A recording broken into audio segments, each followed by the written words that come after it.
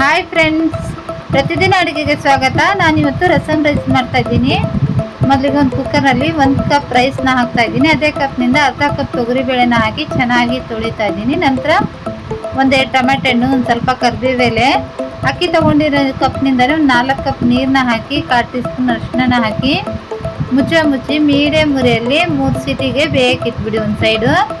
ಒಂದು side rice ಬೇಯ್ತಾ ಇರುತ್ತೆ, ಇನ್ನೊಂದು ಸೈಡ್ ಸ್ವಲ್ಪ ಮಸಾಲೆನ ತಯಾರು ಮಾಡ್ಕೊಳ್ಳೋಣ. ಒಂದು ಕಡಾಯಿ ಬಿಸಿಟ್ಟಿದ್ದೀನಿ. ಉರಿನ ಫುಲ್ ಕಡಿಮೆ ಇಡಿ. ಇದರಲ್ಲಿ 1 ಟೇಬಲ್ ಸ್ಪೂನ್ ಧನಿಯಾಕಾಳು, 1 ಟೀ ಸ್ಪೂನ್ ಜೀರಿಗೆ, ಅರ್ಧ ಟೀ ಸ್ಪೂನ್ ಕರಿಮೆಣಸು, 1/4 ಟೀ ಸ್ಪೂನ್ ಮೆಂತ್ಯಕಾಳು, ಒಂದು 4 ಒಣಮೆಣಸಿಗೆ, ಸ್ವಲ್ಪ ಕರಿಬೇವು ಎಲೆ ಹಾಕಿ ಸಿಮ್ನಲ್ಲಿ ಕಲರ್ ಚೇಂಜ್ ಆಗೋವರೆಗೂ ಚೆನ್ನಾಗಿ ಡ್ರೈ ರೋಸ್ಟ್ ಮಾಡ್ಕೊಳ್ಳಿ. ನೋಡಿ, ಕಲರ್ ಚೇಂಜ್ ಆದ ನಂತರ ಗ್ಯಾಸ್ನ ಆಫ್ ಮಾಡಿ ತಣ್ಣಗಾಗಕ್ಕೆ ಇಟ್ಬಿಡಿ. ತಣ್ಣಗಾದ ನಂತರ ಒಂದು ಜಾರ್ನಲ್ಲಿ ಹಾಕ್ಕೊಂಡು ನೈಸಾಗಿ ಪೌಡ್ರ್ ಮಾಡ್ಕೊಂಡಿದ್ದೀನಿ. ನಂತರ ಈ ಕಡೆ ರೈಸ್ ಚೆನ್ನಾಗಿ ಬೆಂದಿದೆ, 3 ಸೀಟಿಯಾಗಿ ಗಾಳಿ ಕೂಡ ಹೋಗಿದೆ. ಈಗ ಸ್ವಲ್ಪ ಮ್ಯಾಶ್ ಮಾಡ್ಕೊಳ್ಳಿ, ಜಾಸ್ತಿ ಮ್ಯಾಶ್ ಮಾಡಬೇಡಿ. ನಾವು ಪೌಡ್ರ್ ಮಾಡ್ಕೊಂಡಿರೋ ಅಂಥ ಮಸಾಲೆನ ಹಾಕಿ ಮಿಕ್ಸ್ ಮಾಡ್ಕೊಳ್ಳಿ ಚೆನ್ನಾಗಿ. ನಂತರ 1-2 ಕಪ್ ಬಿಸಿನೀರನ್ನ ಹಾಕ್ತಾ ಇದ್ದೀನಿ. ಒಂದು 3-4 ಟೇಬಲ್ ಸ್ಪೂನ್ ಹುಣಸೆ ರಸನ ಹಾಕಿ ರುಚಿಗೆ ತಕ್ಕಷ್ಟು ಉಪ್ಪನ್ನ ಹಾಕಿ ಚೆನ್ನಾಗಿ ಮಿಕ್ಸ್ ಮಾಡ್ಕೊಳ್ಳಿ. ನೋಡಿ, ಇಷ್ಟು ಥಿಕ್ಕಾಗಿರಬೇಕು. ಒಂದು 6-7 ನಿಮಿಷ ಬೇಯಿಸಿ ಚೆನ್ನಾಗಿ ಮಧ್ಯೆ ಮಧ್ಯೆ ತಿರುಗಿಸ್ತಾ.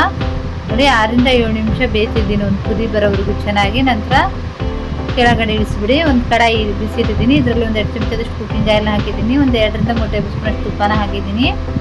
ಎಣ್ಣೆ ಬಿಸಿ ಆದ ನಂತರ 1/4 ಟೀ ಸ್ಪೂನ್ ಜೀರಿಗೆ, 1-2 ಒಣಮೆಣಸಿನಕಾಯಿ ಮುರಿದು ಹಾಕಿ, ಸ್ವಲ್ಪ ಕರಿಬೇವು ಎಲೆನ ಹಾಕಿ, 1-2 ಹಸಿಮೆಣಸಿನಕಾಯಿ ಕಟ್ ಮಾಡಿ ಹಾಕಿ, 1 ಈರುಳ್ಳಿ ಹಾಕಿ, ಈರುಳ್ಳಿ ಕಲರ್ ಚೇಂಜ್ ಆಗೋವರೆಗೂ ಫ್ರೈ ಮಾಡ್ಕೊಳ್ಳಿ.